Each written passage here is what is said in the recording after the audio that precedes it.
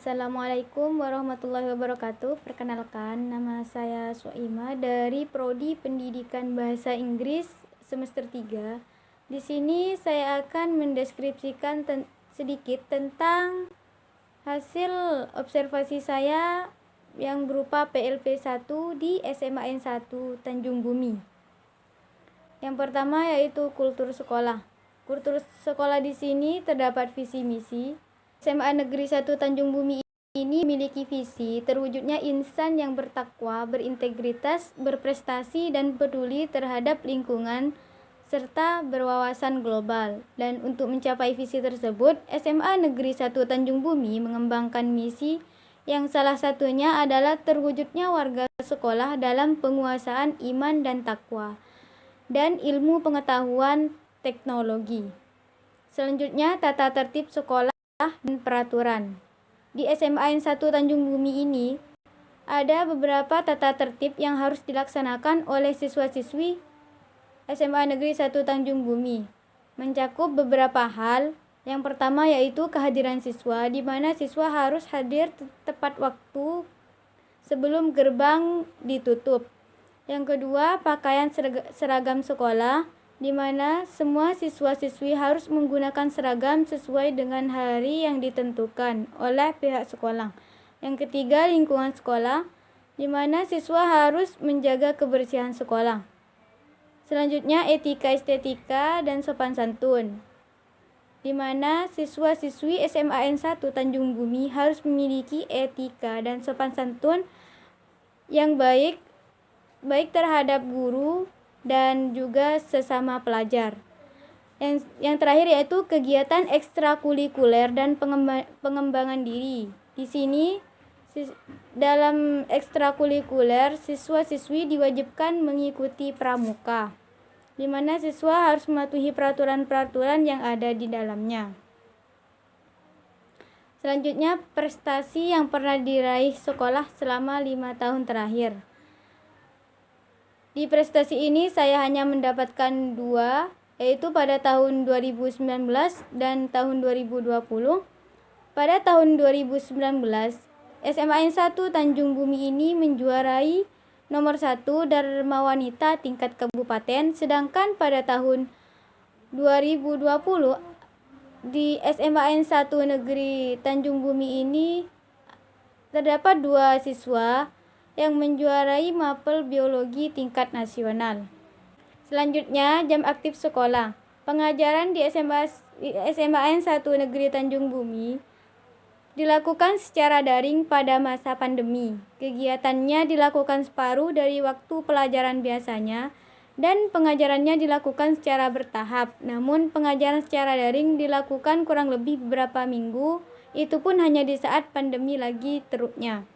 Sedangkan pembelajaran secara luring dilakukan seperti biasa, yaitu dengan jam aktif hari Senin sampai Kamis jam 7 sampai jam 9.40 masuk, jam istirahat 40 menit, jam 10.20 sampai 12.40 masuk lagi, kemudian pulang. Selanjutnya, seragam yang digunakan. Di SMA Negeri 1 Tanjung Bumi memiliki beberapa warna seragam, antara lain hari Senin sampai Selasa menggunakan seragam putih abu-abu, hari Rabu sampai Kamis menggunakan seragam berwarna hijau, yaitu seragam khusus di sana. Hari Jumat sampai Sabtu menggunakan seragam pramuka dan menggunakan seragam olahraga pada saat jam pelajaran olahraga. Seragam tersebut merupakan seragam yang telah disepakati oleh pihak sekolah. Sedangkan pada masa pandemi, siswa-siswi SMA Negeri 1 Tanjung Bumi ini diperkenankan menggunakan baju bebas, namun tetap menaati protokol kesehatan, yaitu salah satunya dengan menggunakan masker. Selanjutnya, yaitu pembiasaan di sekolah, misal salaman, olahraga bersama, sholat duha bersama. Beberapa kebiasaan di SMA N1 Tanjung Bumi yang dilakukan yaitu pembiasaan yang dilakukan seperti pengecekan atribut sebelum masuk pintu gerbang sekolah dan melaksanakan sholat duha bersama. Akan tetapi pihak sekolah tidak memaksa atau mewajibkan untuk sholat duha. bersama melainkan mensunahkan, kecuali bagi yang melanggar aturan seperti telat masuk ke sekolah, maka diwajibkan untuk sholat duha bersama, kemudian membaca Al-Quran. Yang ketiga yaitu kegiatan olahraga juga menjadi kebiasaan di SMA Negeri 1 Tanjung Bumi.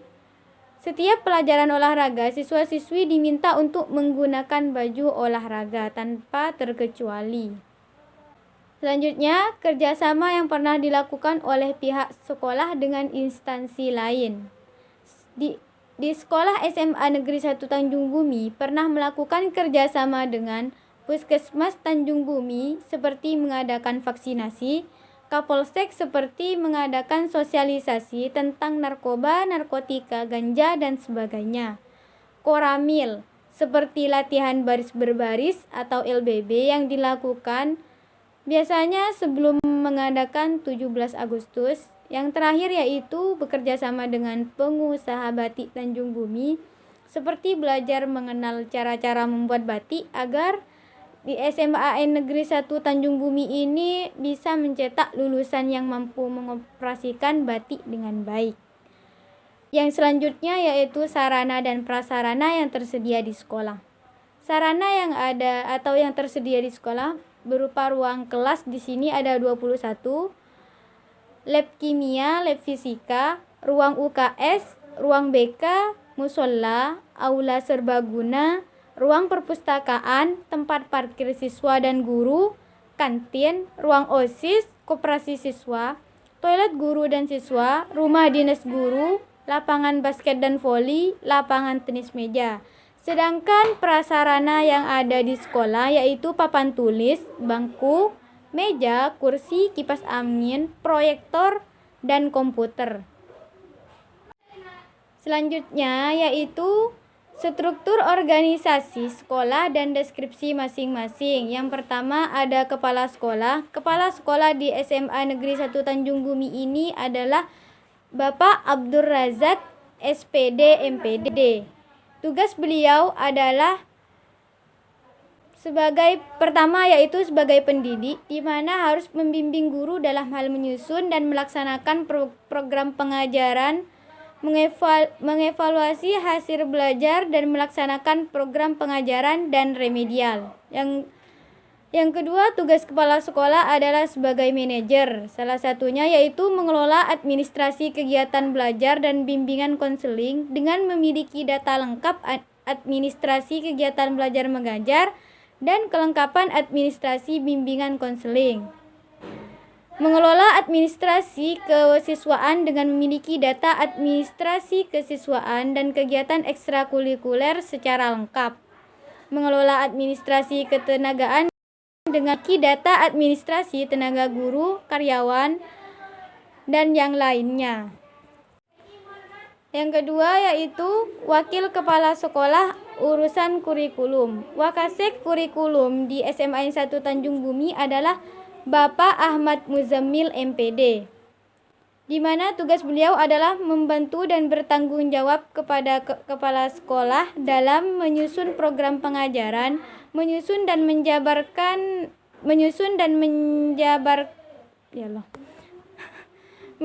menjabarkan kalender pendidikan, menyusun pembagian tugas guru dan jadwal pelajaran. Yang ketiga adalah wakil kepala sekolah urusan kesiswaan. Wakasek kesiswaan di sini adalah Ibu Sunarsi SE, memiliki tugas membantu dan bertanggung jawab kepada sekolah dalam menyusun program pembinaan kesiswaan atau OSIS meliputi kepramukaan, PMR, KIR, UKS, PKS, Paskibraka, pesantren kilat, melaksanakan bimbingan pengarahan dan pengendalian rangka menegakkan disiplin dan tata tertib sekolah, serta pemilihan pengurus OSIS. Selanjutnya yaitu tugas wakil kepala sekolah urusan hubungan masyarakat, membantu bertanggung jawab kepada kepala sekolah dalam mengatur dan menyelenggarakan hubungan sekolah dengan dewan sekolah. Yang terakhir yaitu tugas dan fungsi wali kelas. di sini memiliki tugas membantu dan bertanggung jawab kepada kepala sekolah dalam pengelolaan kelas. Tugas pokok meliputi mewakili orang tua dan kepala sekolah dalam lingkungan pendidikan, meningkatkan ketakwaan kepada Tuhan Yang Maha Esa, membantu pengembangan keterampilan anak didik, membantu pengembangan kecerdasan anak didik, dan mempertinggi budi pekerti serta kepribadian anak didik. Selanjutnya yaitu kegiatan seremonial yang dilakukan di sekolah, misalnya upacara bendera, rapat bulanan, peringatan hari-hari besar. Beberapa kegiatan seremonial yang sering dilakukan di SMA Negeri 1 Tanjung Bumi antara lain upacara bendera setiap hari Senin. Upacara rutinitas bendera hari Senin telah terlaksana setiap jam 7.00 WIB dari mulai petugas upacara, paduan suara, sampai siswa dan dewan guru semua ikut serta dalam upacara, dan secara keseluruhan ketenangan sudah cukup baik. Yang kedua, rapat bulanan sesuai dengan waktu yang ditentukan. Kegiatan rapat guru dilaksanakan tiap sebulan sekali. Rapat ini bertujuan untuk mengevaluasi proses kegiatan belajar mengajar selama 1 bulan dan mengevaluasi tentang perkembangan sekolah. Yang ketiga yaitu memperingati hari-hari besar seperti Maulid Nabi, Hari Santri, dan lain sebagainya. Kegiatan-kegiatan ekstrakurikuler. Yang terakhir dari bagian kultur sekolah adalah kegiatan ekstrakurikuler sekolah. Kegiatan ekstrakurikuler sekolah yang sering dan wajib diadakan di SMA Negeri 1 Tanjung Bumi yaitu ekstrakurikuler pramuka, di mana kegiatan ini dilakukan pada hari Jumat pada sore hari. Baik, yang tadi adalah kultur sekolah, sedangkan sekarang adalah kondisi peserta didik. Kondisi peserta didik di sini meliputi jumlah rombel atau rombongan belajar setiap angkatan. SMA Negeri 1 Tanjung Bumi memiliki 18 rombongan belajar setiap angkatannya, di mana setiap rombongan belajar angkatan terdiri dari kelas 10 1, 2, 3 IPA, kelas 11 1, 2, 3 IPA, dan kelas 12 1, 2, 3 IPA, dan kelas 10 1, 2, 3 IPS, 11 1, 2, 3 IPS, dan 12 1, 2, 3 IPS. Yang selanjutnya yaitu rata-rata jumlah siswa per kelas. Jumlah rata-rata siswa per kelas di SMA Negeri 1 Tanjung Bumi adalah sebanyak 30 ke atas. Kelas 10, 11, 12 IPA 1, 2, 3 berjumlah sekitar 30 sampai 36. Begitu juga dengan kelas 10, 11, 12 IPS 1, 2, 3 juga 30 sampai 36, sehingga disimpulkan bahwa rata-rata siswa per kelas di SMA Negeri 1 Tanjung Bumi ini adalah 30 ke atas. Yang selanjutnya yaitu karakteristik siswa secara umum. Karakteristik siswa secara umum dari keseluruhan SMA Negeri 1 Tanjung Bumi ini terdapat beberapa karakteristik, yaitu memiliki minat dan motivasi saat belajar yang tinggi terhadap belajar dan memiliki perkembangan sosial. Selanjutnya yaitu bentuk evaluasi siswa.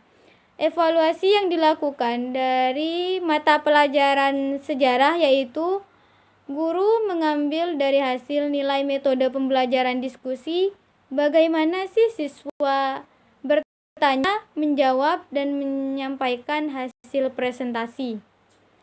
Bisa yang terakhir dari bagian kondisi peserta didik yaitu permasalahan yang pernah dihadapi siswa dan penanganannya. Permasalahan-permasalahan yang sering dihadapi siswa SMA Negeri 1 Tanjung Bumi diantaranya yang pertama, sering terlambat datang ke sekolah.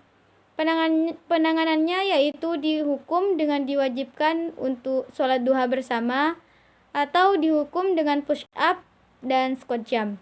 Yang kedua yaitu sering merokok di area sekolahan, sering loncat pagar setelah pagar dikunci, dan sering bolos atau keluar di saat jam pelajaran. Penanganan dari 3 masalah ini yaitu untuk pertama yaitu nasihat lisan. Jika masih melakukannya, panggilan orang tua. Jika masih tetap melanggar, maka terpaksa harus dikeluarkan dari sekolah. Untuk yang pertama tadi ada kultur sekolah, kedua kondisi peserta didik, dan sekarang yang terakhir yaitu kondisi pendidik. Yang pertama, model strategi pembelajaran yang biasa digunakan oleh guru. Model yang digunakan dalam belajar pada mata pelajaran sejarah di SMA 1 Tanjung Bumi adalah menggunakan strategi diskusi. Dari hasil wawancara yang saya dapatkan adalah pertama menggunakan learning start. Metode pembelajaran dengan strategi learning start di sini adalah suatu metode atau strategi pembelajaran aktif dengan merangsang keinginan siswa untuk bertanya, kemudian guru menjelaskan apa yang ditanyakan oleh siswa. Metode learning start di sini berkaitan dengan kemampuan bertanya dan menjawab. Bertanya dapat dipandang sebagai refleksi dari keingintahuan individu, sedangkan menjawab pertanyaan mencerminkan kemampuan seorang dalam berpikir. Agar siswa aktif dalam bertanya, maka siswa diminta untuk mempelajari materi yang akan diajarkan, yaitu dengan membaca terlebih dahulu. Membaca akan membuat peserta didik memiliki gambaran tentang materi yang akan dipelajari, sehingga apabila dalam membaca atau membahas materi tersebut terjadi kesalahpahaman, akan terlihat dan dapat dibahas serta dibenarkan secara bersama-sama. Selanjutnya, media pembelajaran yang digunakan oleh guru. Media pembelajaran yang digunakan di SMA Negeri 1 Tanjung Bumi adalah proyektor atau LCD. Media pembelajaran LCD proyektor ini merupakan alat bantu yang digunakan untuk lebih mengefektifkan komunikasi dan interaksi antara guru dan siswa dalam kegiatan pembelajaran. Penggunaan media pembelajaran LCD proyektor ini dapat membantu kelancaran kegiatan pembelajaran yang pada akhirnya tujuan pembelajaran dapat tercapai. Yang kedua, papan tulis. Papan tulis adalah salah satu media pembelajaran tradisional yang termasuk dalam klasifikasi media grafis 2 dimensi non-proyeksi yang tergolong media visual karena papan tulis mempunyai panjang dan lebar dalam satu bidang yang datar. Selanjutnya yaitu model perangkat pembelajaran yang digunakan oleh guru. Model perangkat yang digunakan oleh salah satu guru di SMA Negeri 1 Tanjung Bumi adalah talking stick. Talking stick merupakan suatu model pembelajaran yang menggunakan sebuah tongkat sebagai alat penunjuk. Giliran dalam pembelajaran guru menggunakan konsep belajar sambil bermain. Karena dengan bermain, anak memperoleh dan memproses informasi, belajar hal-hal baru yang melatih keterampilan yang ada. Kedua, menonton film bersama. Salah satu kunci belajar cepat adalah belajar dengan pola yang menyenangkan. Kita perlu menghindari tekanan dan stres dalam belajar. Menonton film termasuk cara yang sangat menyenangkan, atau dengan kata lain, belajar sambil bersenang-senang. Metode ini bisa dijadikan pendongkrak kemampuan bahasa, khususnya dalam bahasa Inggris, dan yang lebih penting lagi, kita belajar dengan film, bukan dengan buku. Yang terakhir, diskusi. Diskusi adalah metode pembelajaran yang menghadapkan peserta didik pada suatu permasalahan. Tujuan utama metode ini adalah untuk memecahkan permasalahan, menjawab pertanyaan dan memahami pengetahuan peserta didik, serta untuk membuat suatu keputusan. Yang terakhir dari bagian kondisi pendidik yaitu kesulitan atau permasalahan yang pernah dialami oleh guru dan penanganannya.